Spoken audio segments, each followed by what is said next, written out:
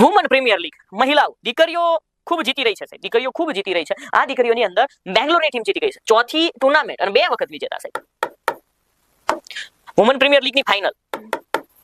આ ફાઇનલમાંથી 2 પ્રશ્ન, ફાઇનલમાંથી 2 પ્રશ્ન.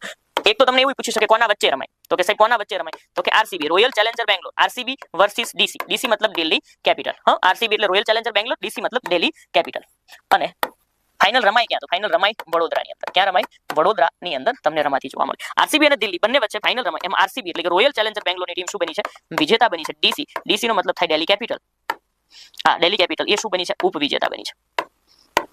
સાહેબ નવાઈની વાત એ છે કે 4 વખત આ ચોથા નંબરની છે, 4 વખત ઉપવિજેતા, 4 વખત ફાઇનલમાં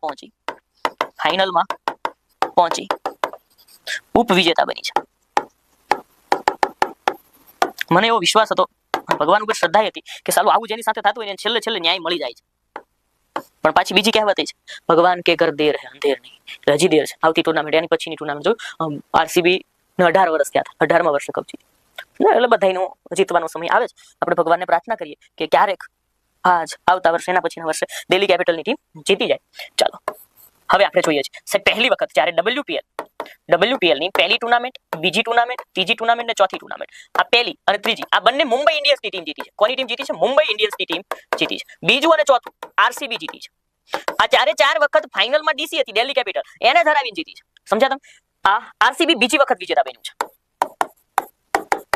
આરસીબી બીજી વખત વિજેતા બન્યું છે.